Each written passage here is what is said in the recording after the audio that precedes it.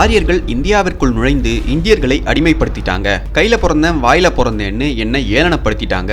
கோவிலுக்குள்ள எங்களை விடவே இல்லை, ஒண்ணுக்கு போக எங்களை விடல, எங்களை அமுக்கிட்டாங்க, பிதிக்கிட்டாங்க, நசுக்கிட்டாங்கன்னு சொல்லியே தமிழர்களுடைய பாதி வரலாற இல்லாத ஆரியர்களுக்கும் மீதி வரலாற ஆரியத்தை உருவாக்கிய வடுக திராவிடர்களுக்கும் தாரை வாத்து கொடுத்துட்டு தமிழை மீட்போம், தமிழை காப்போம், தமிழர்களாக ஒன்றிணைந்து அது பண்ணுவோம் இது பண்ணுவோம்னு சொல்லி என்னத்தை சாதிக்கிறாங்கன்னு தெரியல. தமிழர்களுடைய வரலாறு பேசுற பலரும் போலியான வரலாறையே உண்மைன்னு நம்பி அதையே பேசிட்டு வரதால உண்மையான வரலாறை தேடும் ஆர்வம் யாருக்குமே வரது கிடையாது. குமரிக்கண்டம்னு பேசின எல்லாரும் தமிழ்நாட்டை தாண்டி அதன் சுவடுகளும் எச்சங்களும் இருப்பதை பற்றி கொஞ்சம் கூட யோசிச்சதும் கிடையாது. அவங்களுக்கு அதை பற்றி சுத்தமான அறிவும் கிடையவே கிடையாது. ஆனா நானும் தமிழ் வரலாறு பேசுறேன், தமிழண்டான்னு உருட்டிட்டு சுத்துறாங்க. இந்த காணொலியை நீங்க பாக்குறதுக்கு முன்னாடி குமரிக்கண்டம் சீரீஸ்ல இது வரைக்கும் நான் போட்ட காணொலியை பாருங்க. அதுல டெக்டானிக் பிளேட்ஸ், கண்ட நகர்வுகளில் இருந்து குமரி தமிழர்கள் இடப்பெயர்வு வரைக்கும் விளக்கி சொல்லியிருப்பேன். அதை பார்த்துட்டு இந்த காணொலியை பார்த்தீங்கன்னா உங்களுக்கு இந்த காணொலியின் கருத்து எளிமையா புரியும். இதுவரையிலும் தமிழர்களை பற்றி யாருமே சொல்லாத பல புதிய விஷயங்களை நான் உங்களுக்கு சொல்ல போறேன். வணக்கம் மக்களே, நான் உங்கள் தமிழ் வேங்கை.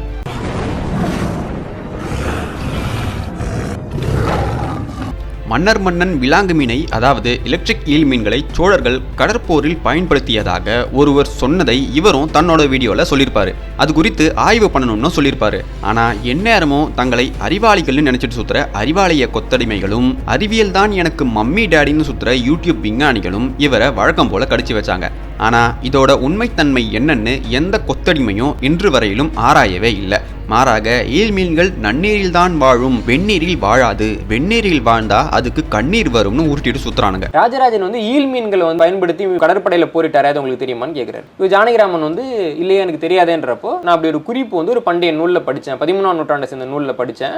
ஈல் மீன்களை பயன்படுத்தி எதிரிகளோட கப்பல் படையை உடைச்சி சோழர்கள் ஜெயிச்சிருக்காங்கன்ற செய்தியை அந்த ஏல்பெக்ங்கிற ஆய்வாளர் அவர் ஹார்வர்ட் தமிழிருக்கையினுடைய தலைவராக இருக்கக்கூடிய ஜானகிராமன் அப்படிங்கிறவர்கிட்ட சொல்றாரு. இன்னொரு நேர்காணல்ல பேசுற இப்படி ஒரு ஆய்வு வந்திருக்குது, அதை கவனிக்கணும். அந்த ஆய்வை ஏத்துக்கிட்டேன்னு கூட சொல்லல, ஒரு ஆய்வு வந்திருக்குது, அதை பத்தி நம்ம கவனிக்கணும், ஆய்வு பண்ணணும், நம்ம கவனிக்கணும் அப்படின்னு மட்டும் சொல்றேன். தமிழர்கள் எலக்ட்ரிக் ஈல்களை பயன்படுத்தினார்களா இல்லையான்னு பார்க்க நாம இந்தியாவிலிருந்து கடல் கடந்து ஒரு இடத்துக்கு போகணும். பண்டைய உலக மர்மங்களில் அந்த இடத்துக்கு ஒரு தனிச்சிறப்பே இருக்கு.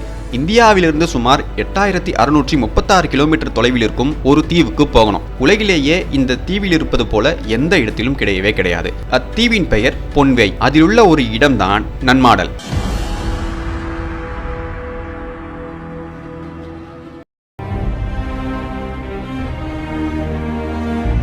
இந்த நன்மாடல் மட்டுமில்ல, இந்த தீவுகள் மொத்தத்தையும் பாண்டியர்கள் ஆண்டு வந்திருக்காங்க. அதற்கு சாட்சி தான் இந்த தீவுகளில் இருக்கும் அத்தனை தமிழ் பெயர்களும். இந்த ஒரு பெயரை வச்சு மட்டும் இது தமிழர்களுடையதுன்னு நாங்க ஏத்துக்க முடியாதுன்னு சொன்னீங்கன்னா உங்களுக்கு இன்னும் நிறைய விஷயங்கள் இந்த வீடியோல காத்துட்டு இருக்கு. ஜப்பானில் இருந்து 2300 மைல் தொலைவிலும் பப்புவா நியூகினியில் இருந்து 1000 மைல் தொலைவிலும் இந்த போன்பே தீவு இருக்கு. போன்பேயின் தமிழ் பெயர் பொன்வை.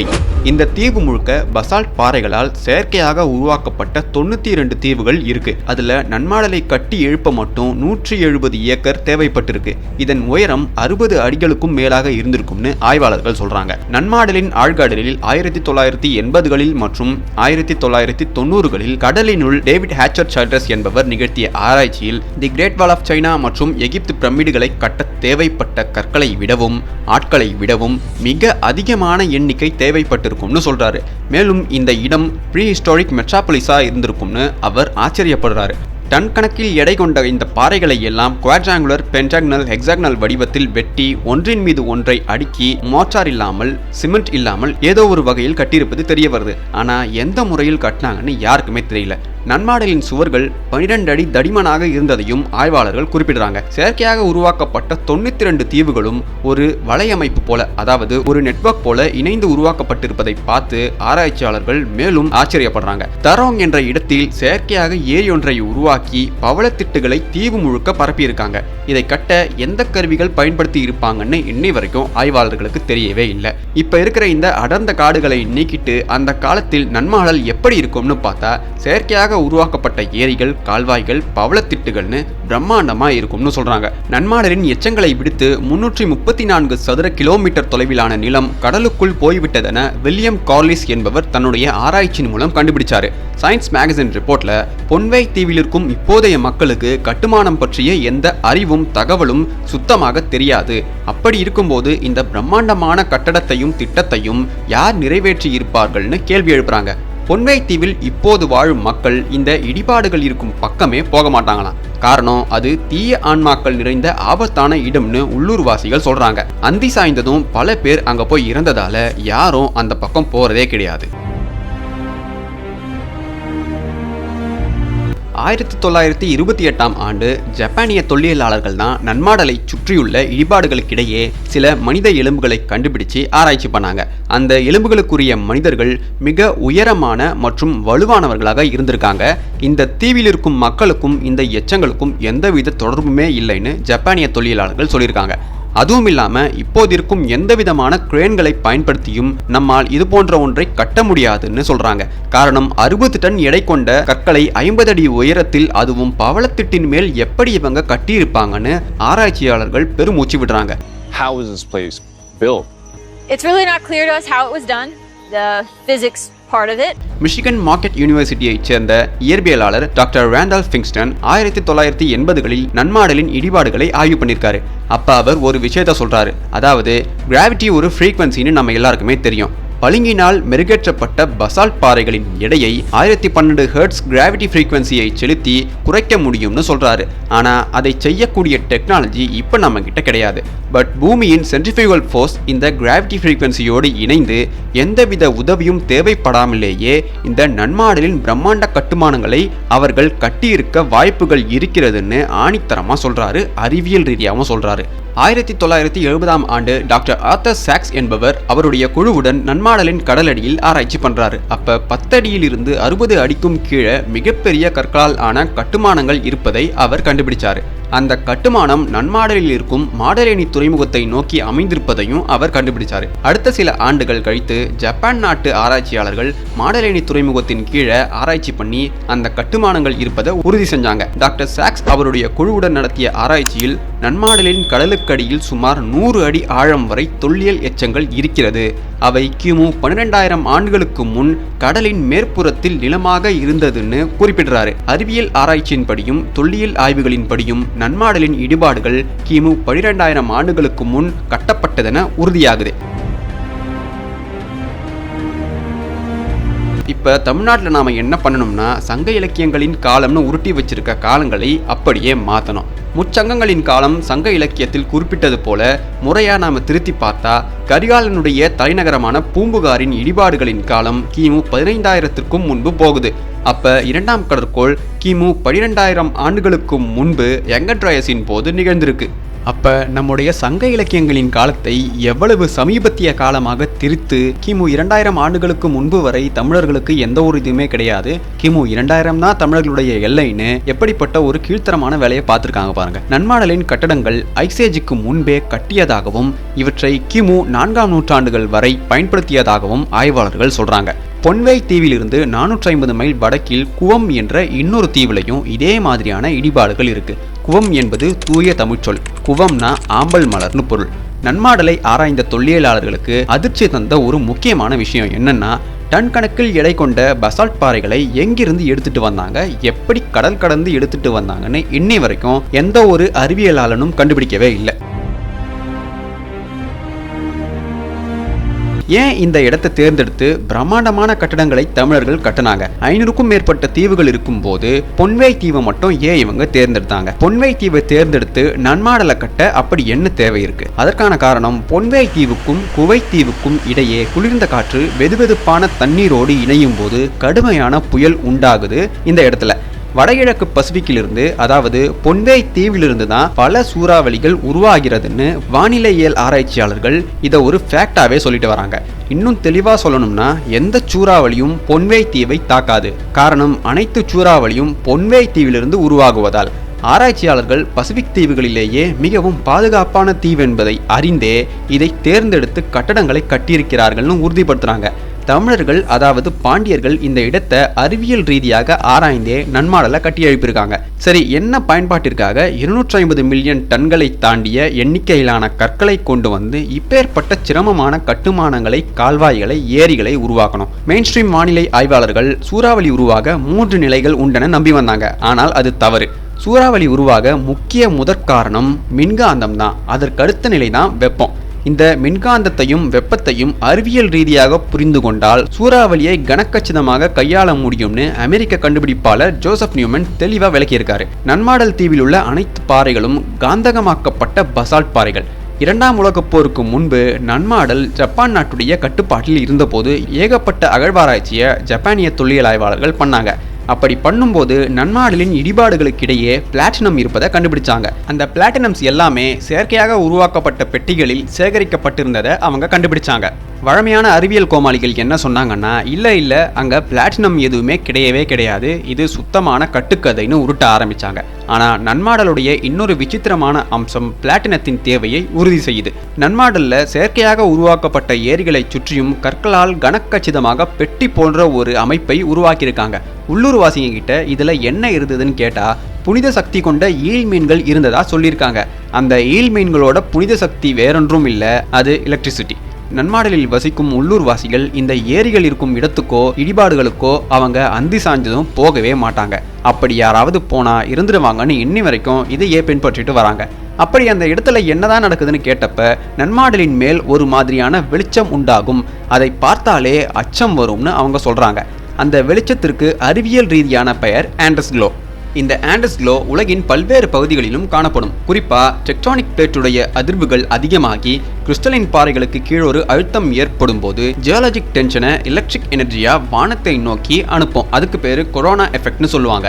இந்த செயல்பாட்டை பைசோ எலக்ட்ரிசிட்டின்னு சொல்லுவாங்க. சில கிறிஸ்டல்ஸ்க்கு நாம அதிக ப்ரெஷர் கொடுத்தா ஒரு குறிப்பிட்ட வோல்டேஜை ப்ரொடியூஸ் பண்ணோம். அதுதான் நன்மாடல்லையும் நடந்திருக்கு. அதைத்தான் நன்மாடலில் தமிழர்கள் பண்ணியிருக்காங்க. இந்த நிகழ்வை நாம தூரத்தில் இருந்து பார்க்கும்போது ஒளி ஆகாயத்தில் நடனமாடுவது போல இருக்கும். இதை பார்த்து தான் உள்ளூர்வாசிகள் இன்னை வரைக்கும் பயந்துட்டு வந்திருக்காங்க. நன்மாடலில் சுமார் 60 ஆண்டுகளுக்கு முன்பு ஜெர்மன் நாட்டைச் சேர்ந்தவர் கவர்னராக இருந்தார். அப்ப ஒரு நாள் இரவு முழுக்க நான் அந்த இடிபாடுகள் இருக்கும் நகரத்தில் தங்க போறேன்னு உள்ளூர்வாசிங்க கிட்ட அவர் சொல்றாரு. உடனே உள்ளூர்வாசிகள், வேணா ஐயா, நீங்க அங்க போகாதீங்க, நீங்க அங்க போனீங்கன்னா உங்க உயிருக்கு உத்தரவாதம் கிடையாது, அது ஆபத்தான இடம், உயிரை பணையம் வைக்காது என்ன கெஞ்சி பார்த்தாங்க. ஆனா கவர்னர் அவங்க பேச்சை கேட்காம அந்த இடத்துக்கு போயிட்டாரு. அடுத்த நாள் காலையில அவருடைய உயிரற்ற உடலைத்தான் உள்ளூர்வாசிகள் கண்டெடுக்கிறாங்க. இதுவரையில் நாம் பார்த்த எல்லா தகவல்களையும் வச்சு பார்க்கும்போது நன்மாடலை தமிழர்கள் முழுக்க மின்சாரத்திற்காக பயன்படுத்தியிருக்காங்க. காந்தகமாக்கப்பட்ட பசால் பாறைகள், கிறிஸ்டலைஸ்ட் பாறைகள், எலக்ட்ரிக் ஈல்ஸ், பிளாட்டினம், இந்த 4மே மின்சாரத்துக்கு மிகவும் தேவையான பொருட்கள். நன்மாடலை சுற்றி செயற்கையாக உருவாக்கப்பட்ட ஏரிகளில் எலக்ட்ரோஃபோரஸ் எலக்ட்ரிகஸ் என்ற ஈல் மீன் வகையை நிரப்பி வச்சிருந்திருக்காங்க தமிழர்கள். எலக்ட்ரிக்கல் ஈல் மீன் நன்னீரில் மட்டும்தான் வாழும் தன்மை கொண்டது. உடனே ஏரின்னு சொல்றியே, அந்த ஏரி உப்பு நீரால் உருவான ஏரியா தான் இருந்திருக்கும், அங்க எலக்ட்ரிக்கல் ஈல் வாழ தகுதியான இடமே கிடையாதுன்னு நீங்க உருளாம நான் சொல்ல போற இன்னொரு விஷயத்தையும் நீங்க கவனிக்கணும். தமிழர்கள் செயற்கையாக உருவாக்கிய ஏரிகள் அது, அதாவது அருவிகளிலிருந்து வரும் நீரால் நிரப்பப்பட்ட நன்னீர் ஏரி. எலக்ட்ரிக் ஈல் வாழ தகுதியான சுத்தமான தண்ணீர் நிறைந்த ஏரி அது. நன்மாடலை சுற்றி உருவாக்கப்பட்ட 92 செயற்கை தீவுகளின் ஏரிகளிலும் கால்வாய்களிலும் எலக்ட்ரிக் ஈல் பண்ணைகளையே நடத்தி வந்திருக்காங்க தமிழர்கள். இப்போ ஜப்பான் ஆராய்ச்சியாளர்கள் பிளாட்டினத்தை கண்டுபிடிச்சாங்கன்னு சொன்னேன் இல்லையா, அந்த பிளாட்டினத்தை பயன்படுத்தி மின்சாரத்தால் உண்டாகும் அதீத வெப்பத்தை தடுத்து போதுமான அளவு மின்சாரம் மட்டுமே வெளிவர தமிழர்கள் பயன்படுத்தியிருக்காங்க பிளாட்டினத்தை. பிளாட்டினம் இல்லைன்னா அதிக அளவிலான மின்சாரம் அவுட்புட்டில் எந்த இன்ஸ்ட்ருமெண்ட் ரிசீவ் பண்ணுதோ அந்த இன்ஸ்ட்ருமெண்ட்டை அதிக வெப்பத்தால் உருக்கிடும், இல்லைன்னா வெடிக்க வச்சிரும். பண்டைய காலத்தில் பிளாட்டினம் தங்கத்தை விடவும் மிக விலைமதிப்பானதாக இருந்திருக்கும். காரணம், இது மிகவும் அரிதான மினரல். ஆனால் பொன்மை தீவில் பிளாட்டினம் கிடையவே கிடையாது. அப்படின்னா இந்த பிளாட்டினத்தை தமிழர்கள் எங்கிருந்து கொண்டு வந்தாங்க? இந்த பிளாட்டினத்தை தமிழர்கள் 2200 மைல் தொலைவில் இருக்கும் பொருணை தீவில் இருந்து கொண்டு வந்திருக்காங்க. எனது பொருணையா? அது தமிழ் பேராச்சேன்னு நீங்கள் ஆச்சரியப்பட வேணாம். நம்ம தமிழ்நாட்டிலிருந்து Malaysia, Indonesia, Papua New Guinea, Australia முதல் அதற்கடுத்து வர எல்லா தீவுகளிலும் தமிழ் பெயர்கள் இருப்பதை நம்ம தாராளமாக பார்க்கலாம். ஆனால் குமரிக்கண்டம் பற்றி பேசுகிற எவனோ இந்தியாவிலிருந்து தாய்லாந்து நாடு வரைக்கும் கூட தமிழர்களின் தடயங்கள் பற்றி ஆராய்ச்சி பண்ணியிருக்கவே மாட்டானுங்க. ஆனால் குமரிக்கண்டம் என்பது சிறிய நிலம்னு வீடியோ மட்டும் போட்டு முடிச்சிருப்பானுங்க தற்குறியானுங்க. நன்மாடலில் தமிழர்கள் பயன்படுத்திய மின்சாரம் நாம் பயன்படுத்துவதை விடவும் டெக்னிக்கலி அட்வான்ஸ்டு மாடல்ல இருக்கிறத நவீன கோமாளிகளின் உலகத்தால ஏத்துக்க முடியல. வானிலை வல்லுநர்களுக்கு சூறாவளி வலுப்பெறுவதற்கு முன்பே அதை தணிக்கலாம்னு நல்லாவே தெரியும். முன்னாடி ஜான் நியூமேன் பற்றி சொன்னேன் இல்லையா, அவர் எலக்ட்ரோமேக்னடிசத்தை பயன்படுத்தி சூறாவளி முதல் கட்டத்தை அடையும் முன்பே அதை தடுக்கலாம்னு நிக்கோலா டெஸ்லாவுடைய ஆராய்ச்சிகளை மேற்கோளிட்டு சொல்லியிருக்காரு. இதை நவீன முறையில் உங்களுக்கு சொல்லணும்னா ஹை ஃப்ரீக்வன்சி ஆரல் ரிசர்ச் ப்ரோக்ராம், அதாவது ஹார்ப்.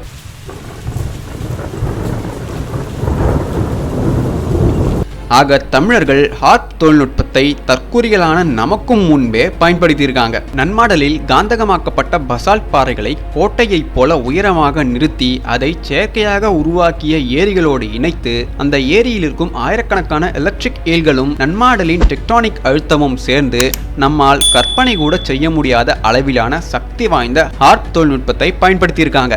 நன்மாடலை மக்கள் வசிக்கும் பகுதியாக தமிழர்கள் உருவாக்கல, மாறாக நன்மாடலை பவர் பிளான்ட் போல பயன்படுத்தியிருக்காங்க. இப்படி ஒரு பிரம்மாண்டத்தை தமிழர்கள் பயன்படுத்த காரணம் பெரும் புயலாலும் சூறாவளியாலும் தங்களுடைய பல தீவுகளில் இருக்கும் நகரங்களும் அழிவதை தடுக்கவே இதை பயன்படுத்தியிருக்காங்க. இன்னொரு முக்கிய காரணமும் இருக்கு. உலகத்தின் 8ஆம் அதிசயம்னு சொல்லப்படும் பனையூர் ரைஸ் டெரஸ் சுமார் 50,000 ஏக்கர் அளவில் மலையின் ஒரு பகுதியை விவசாயத்திற்காகவே படிக்கட்டு போல அமைச்சிருக்காங்க. இதை உருவாக்கியது வேறு யாருமே கிடையாது, தமிழர்களே. ஏடா இதையும் தமிழர்களேன்னு சொல்றியடா அப்படின்னு கேட்குறீங்களா? இதுக்கும் ஆதாரம் இருக்கு. ஏன்னா இந்த விளைநிலங்களை அங்கு உருவாக்கிய பழங்குடி மக்களுடைய பெயர் புகவான்னு இப்ப சொல்லிட்டு வராங்க. அவங்க முறைப்படி சொல்லணும்னா இஃபுகவோன்னு சொல்றாங்க. ஆனா இது தூய தமிழ் வார்த்தை. புகவா என்ற தமிழ் வார்த்தை இப்ப இஃபுகவான்னு திரிபடைஞ்சிருக்கு. இதை நான் ஆணித்தரமா சொல்ல இன்னொரு காரணமும் இருக்கு. இந்த புகவா பழங்குடியின் கீழ் 3 கிளைகள் இருக்கு. அந்த 3 பழங்குடிகளின் பெயர் ஐங்கன், கலங்குய, தூவாளி என்ற 3 தமிழ் குடிகளின் பெயர். இந்த 3 பெயர்லுமே தமிழ் இருக்கிறது உங்களுக்கு தெளிவா புரியும். இதை விளக்கி காட்டணும்னு அவசியமே கிடையாது. புகவான்னா உணவுன்னு பொருள். அரிசியை விளைவிக்கும் இவங்களுக்கு கனக்கச்சிதமான தமிழ் பெயர்.